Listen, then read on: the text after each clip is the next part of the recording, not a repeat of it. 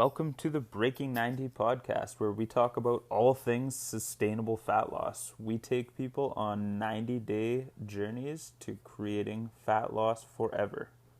Thanks for listening. I hope you enjoy the episode.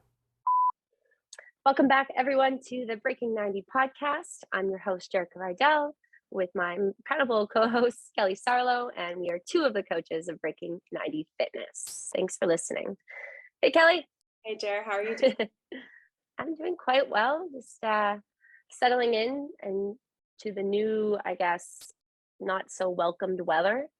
But yesterday, I wanted to tell you this. It's such a silly story, but I felt so empowered.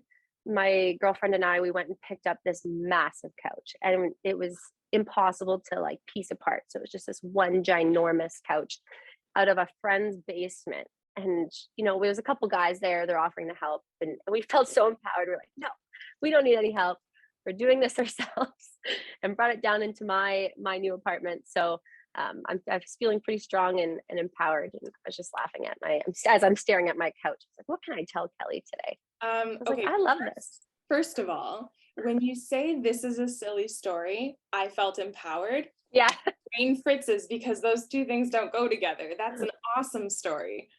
Thank you. Yes, I know. I was just thinking about people listening. They're like, really, Jerrika, you're telling me about a couch. But you know what? I think that it's so cool because it's a health and fitness podcast, right? And it's just a reminder just to give those things a try that were once totally out of your comfort zone. Yeah, and to be able to look at a large article in your home and be like, I can do that. Yeah. I have felt the same way. We have not a Peloton, we have a Nordic track bike, and awesome. My mom and I are distinctly different heights, and so our settings are very different, right? And so like sometimes just moving the dial and lifting up that entire handlebar set is a lot of weight, and it's a big win when you're like, I can do this all by myself, right? It's like remember when I couldn't do that, and exactly. Now I'm doing it. Yeah. Yeah, I'm so it happy. is awesome. It's just a good reminder. Like we always tell our clients, like celebrate the small wins, right? And that's definitely one of them. Well, I guess it's a big win, but celebrate the not so obvious wins, like scale, for example. Exactly. How many times have we told people that there's other ways to measure progress, and you're talking about moving a couch? Yeah. With my friend that's literally half my size, and she's just a beast. So it was just such a fun day. We're like, we got this. That's awesome. So with the time of the year, I think it's so common. I mean, I'm not sure when this is going to air, but it's definitely going to air sometime in this cold weather that we're experiencing. And it's so common to hear people say, I'm in a rut, you know, and I think it's so often that this I'm in a rut in quotations gets blamed on the time of the year. You know, the weather's changing. So, you know, I'm in a rut because the weather. I'm in a rut because the holidays are coming and it's adding stress to my life. But what I'd really like to do is kind of dig into your brain a bit and talk about some more deeper reasons maybe why we may be in a rut. Because I don't think it's just I think we blame maybe the time of the year or maybe the stressors, and it might be that, but I think there could be deeper reasons that we're not accepting or understanding that would be kind of cool to maybe like 3 or 4 or 5 we could touch on. Yeah, that's a great topic. So thank you for bringing that up, because I think that's going to do a lot of good for people who are ready and willing to listen, because I think some people, and this might be one topic that we're touching on right off the hop, some people like this cycle, right? Some people are addicted to their patterns, addicted to their cycles, and it becomes part of their narrative, part of their story, part of their identity. And without necessarily realizing that they have no desire to change their situation, they say I'm in a rut, but they have no intention of shifting it. They like this part. They like the angst. So it might just be a good place to begin, where people can ask themselves, you know, if I am one of those people who tends to say that around November or December and any of the cold stretch, is it something that I actually enjoy because it lets me do other things I don't want to admit I want to do, like binge TV and eat the foods that I don't let myself eat in the summer, etc.? Or am I identifying I'm in a rut and I actually need to do something about it? It's not a cycle that I want to be in. Go ahead. When you say that, I think of, I'm also, for those that are listening, I'm also a coach in real life as well, a fitness coach. And I think about some clients that I see every single day walk into the gym, and the quotation, the words that come out of their mouth, oh, today's just not my day. I'm having a day. I'm having a day, but I hear them say that 5 out of the 7 days a week. And to me, it's almost like that quote comes out of their mouth so that they can lower the expectations that I'm going to put on them. It's like, I'm having a day, so don't push me, or I'm having a day, so let me just work in the corner and leave me alone. It's like, but at what point is, is too many having a days in a week? Or so, yeah, it's the willingness to want to get out of that rut, or whether it's time of year, or I mean, consistently saying it most days. So I'm glad you touched on that, because I can think of how often people don't actually want to get out of it because they don't want these higher expectations put on them. Yeah. Oh my God, what a great addition that you're talking about, because how many of those people actually say to you, hey, I'm having a day, help me out here, right? Help me out of it. There, like you said, it's this barrier to expect less of me. So hopefully that's a good reflection for people to begin with. Do you want to touch on anything else before I go to the second one? No, I'd love to hear it. Okay, cool. And this is just all off the top of my head too. I don't have a Of list. course. No, I didn't. Those listening, I didn't warn her what I was bringing up. So No. I just. I also think too, sometimes when we say that we're in a rut, this time of year in particular, and I mean this kindly, I don't ever want to come down too harshly on people, though I know I have a little bit of a reputation for that. Sometimes the shift in the seasons and the shift in our routines actually allows us to have to look at our routines and what we're doing. And this might come out a little bit messy, so bear with me for a second here. We actually recognize we've been in a rut, but we've been avoiding acknowledging it. So, and I don't mean to dismiss, people's routines when they're out paddling and running and being busy in the summer and the good weather. But sometimes those are also not great routines, right? We're just busy, we're doing things, we're running around with the kids, we're running around with the family from event to event, but we haven't necessarily assessed whether or not those things are actually contributing to the life that we want. The cold weather hits and pushes us indoors, and it gets us a little less physically busy with events and things. And all of a sudden now we're like, oh, I don't really like where I'm at. But the rut has been there all year round. We've just been avoiding it with flashier things. Does that make sense? Absolutely. Yeah. With keeping busy. I think so often I was thinking about, again, people saying, I'm too busy, or I'm so busy. And they use that busyness as like a mask for what's actually going on. They just keep being more and more busy to avoid where they are at actually in their life.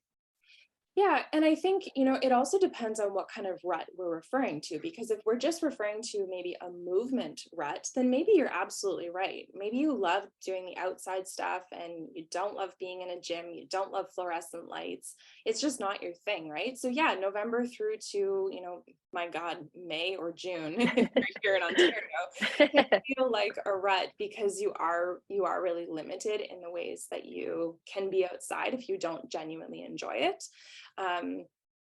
But like I said, we kind of have to look at the routines themselves. So if your movement is something that is now in a rut, we have to, look at other solutions. If the rut itself, though, has always been mindset or avoiding self-care, or it's a bigger rut in terms of I'm not actually working towards the things that I want in my life, whether that's career, whether that's a work-life balance, whether that is the quality of my relationships, my personal growth, etc., then it's not really about seasons so much as it is being mindful throughout the year. But like you said, we tend to blame it more on the gloomy months than we do on a sunny July or August. I'm so glad that you brought up the specificity of what type of rut you're in, because I didn't even think of that when bringing up this topic. It could definitely be a rut with movement, or a rut with just eating veggies. Like I haven't eaten, I haven't eaten one in X number of days, or I'm in a rut with water. But there could be for those listening, and what I was thinking is like these bigger underlying ruts. So that's really cool that you divided that like that. Yeah, and I think, I hate to bring it up, but COVID really put that in front of our faces, where we weren't allowed to be busy as much as we were before. We were forced indoors, forced to be with people that we often avoid, the people that we live with themselves, and going, oh my God, am I actually happy in my relationship? Am I actually happy with the way that I parent? Am I actually happy with how we conduct ourselves and respect one another. And so we can take that same observation that we felt at the very beginning of, March of 2020 and look at it each November when we start to get pushed indoors again, to look at the bigger perspective and definition of what that rut really is. Very cool. That's such a good point. Yeah. Do you want to add anything? No, I do want, I'm not sure if you have any other touches on what you're starting at here, but I do want to get into at some point. This is just something I'm thinking of. I guess things we can touch on to either get out of that rut, or things we need to accept, or things we can work on. So just maybe little tips and tidbits that they can take home to start moving towards the direction they want to be heading. Yeah, for sure. And that definitely, I don't think we would end the podcast without helping Absolutely move the needle. I want to kind of go back to the first point for just a second and ask that question, am I saying I'm in a rut because I actually want to do these certain types of things like binge TV or foods and certain things, or sleep in more is one of the things that I love to do in the colder months for sure. I don't like getting up in the dark as much as I like getting up in, with the sun.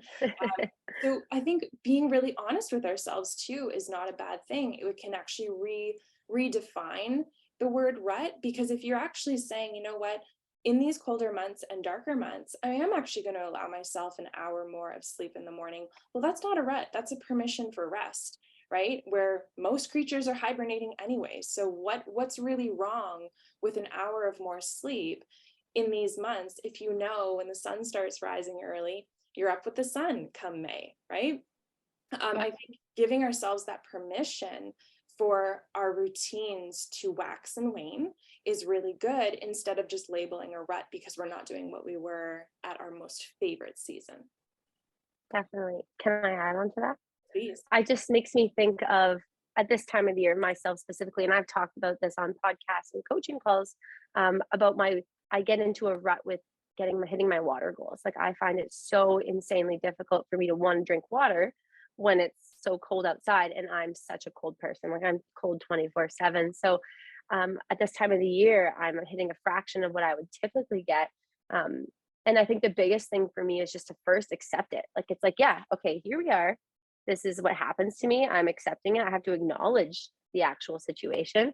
And I know that this may seem small to some people who are like, Jerrika, you're talking about a rut with water, and my rut is like, feels so insanely heavy, but it plays a really big part in all aspects of my life. And it does affect me mentally, just because I'm not getting the water, and affects my sleep and things in my recovery. So something so small being in a rut can play such a big part. So accepting it and understanding it and being like, yeah, this is what happens. Now what is a really big step, even just, I find so helpful for me at this time of the year. Yeah.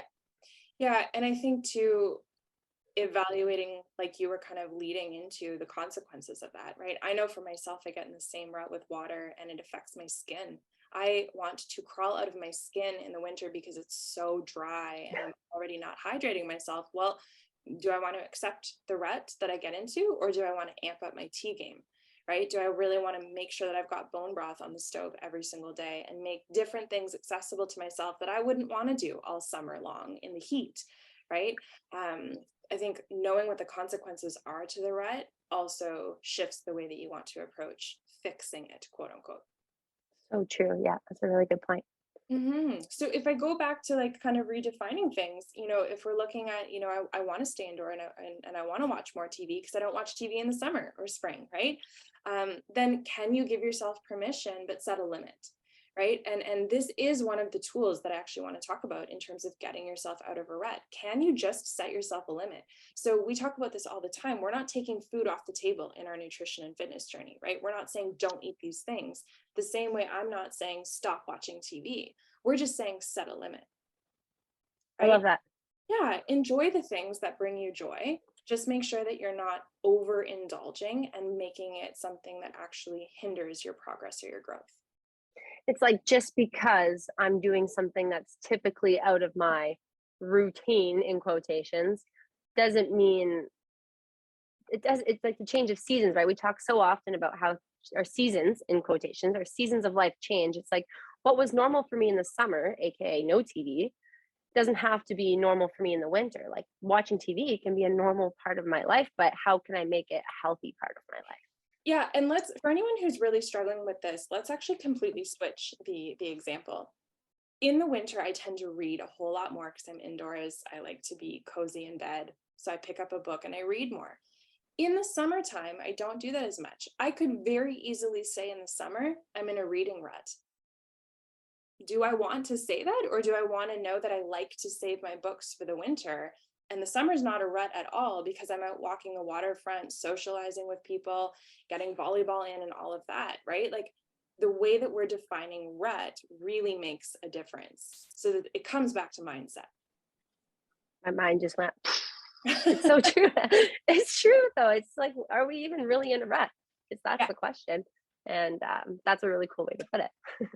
Yeah, and I think we could use this example for multiple things.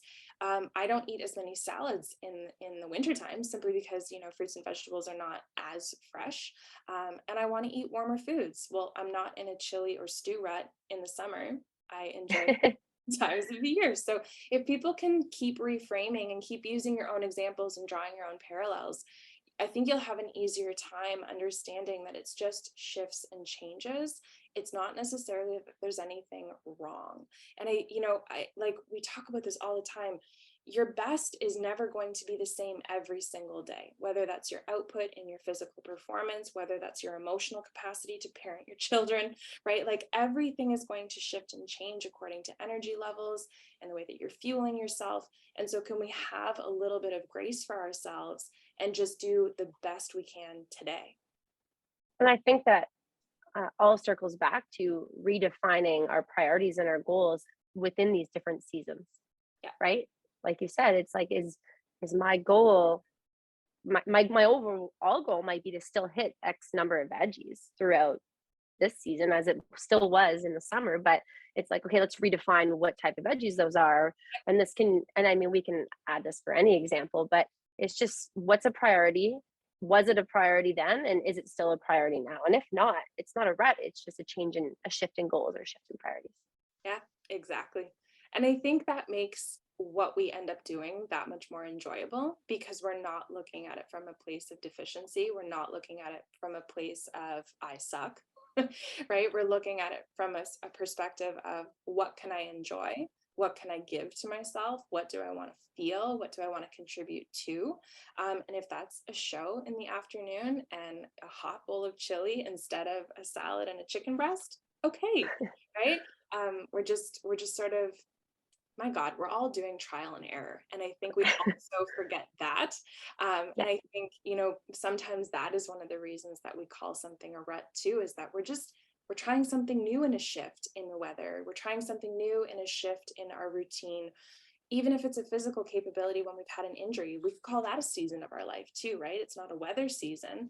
But we could define that as a rut, or we could redefine it and say we're trialing and erroring something as circumstances changed, and that's okay. I love it. This is like kind of transformed into a cooler topic, just about kind of reshifting and reframing our mindset on specific times of our life. And I really love that. Yeah, and your topic was brilliant. I'm so glad you brought it up. It put me in such a good mood. You know, when we were talking at the beginning of the session, this particular recording, just saying how like ruts can sometimes become part of our narrative and how we define ourselves, right? Do you want to stay attached to that narrative, or do you want to have a different story? Do you want to talk about your situation differently, whether it's an injury, wintertime, etc.? I think there's a lot of introspection that needs to happen instead of just looking at circumstances and defining it that way. Awesome. Yeah, that's so cool. I'm so glad we dug into this one. Yeah. Do you have anything else that you're thinking of you'd love to add? I think I'm going to leave it there. I think that was a lot for people to reflect upon. Could be heavy, could be also something where you walk away feeling 10 pounds lighter, which is great too. And then maybe if people have particular questions, we can dig into more specific areas in this podcast if they'd like. Yeah, that would be really cool. So if you're listening and you have a question, we can do like a spin-off podcast of whatever question you have, and we'll kind of tie them together and I think that would be really fun. So for those listening, please do exactly that. Share with your friends so that we can generate more conversation on this and see where it goes. And don't hesitate to comment, like, share, and do all the awesome things that can help benefit our podcast. Thanks so much for listening. And I know this is silly, but I'm leaving you with a tip because I almost forgot. Is it silly? It's not silly, but I was almost done talking and I was like, no, I'm not leaving this podcast until I say it. And it actually, the tip I'm leaving you with today stems from basically what we circled back to. And it's that I'm going to challenge you to sign up or try something new throughout the winter. This might shift your priorities or shift your goals, and try something new can give you a different outlook in this, in quotations, rut that you might be in, to be like, oh, I'm feeling empowered to try something new. So for me, that's going to be skate skiing this winter. That's my goal, is to learn how to skate ski. So if you're listening to this and you've got an idea that you want to try, I'd love to hear, because winter activities are so exciting to me, to get outside a little more.